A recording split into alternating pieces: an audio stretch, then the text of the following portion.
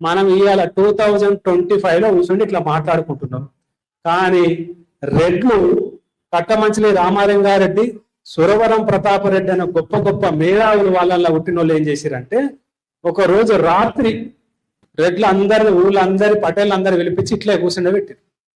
కూర్చుండబెట్టి ఏం చెప్పారంటే, అరే ఇక్కడ నుంచి రెడ్లు ఎవరు కూడా వ్యవసాయం చేయొద్దురా అని చెప్పారు. వచ్చిన వాళ్ళందరూ మీరు ఏదో చదువుకున్నారని మిమ్మల్ని నమ్మేస్తే 100,000 ఎకరాలు ఉన్నాయి, మీరు వ్యవసాయం చేయొద్దు అని అంటే మరి మీకు తెలివి ఉన్నట్టా లేదా అని.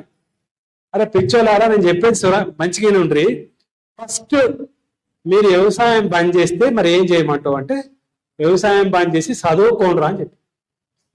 అన్న చదువుకుంటామే, మరి చదువుకుంటే ఏం వస్తుంది అని అడిగి.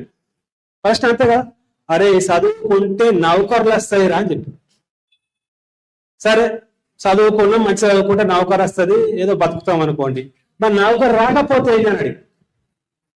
అరే నౌకరు రాకపోతే చదువుతో వచ్చిన తెలివి ఉంటుంది, తెలివితోటి వ్యాపారాలు బిజినెస్ చేయండి అని చెప్పి. మరి కర్మగారు బిజినెస్ లో లాస్ అవుతే ఎట్లా అని ఇంకా అడిగేది.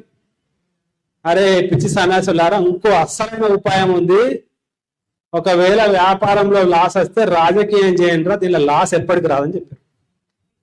ఇది 1900 సంవత్సరంలో రెడ్లు ఇట్లా కూసుండి చేస్తే స్వాతంత్రం వచ్చింది.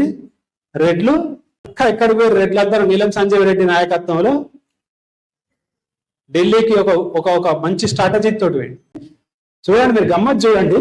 హైదరాబాద్ రాష్ట్రానికి ఒక బ్రాహ్మణైన ముఖ్యమంత్రి ఉంటాడు, ఆంధ్ర రాష్ట్రానికి ఒక బ్రాహ్మణైన ముఖ్యమంత్రి ఉంటాడు, కానీ స్టేట్ కలిసినాక ఒక రెడ్డి అయిన ముఖ్యమంత్రి.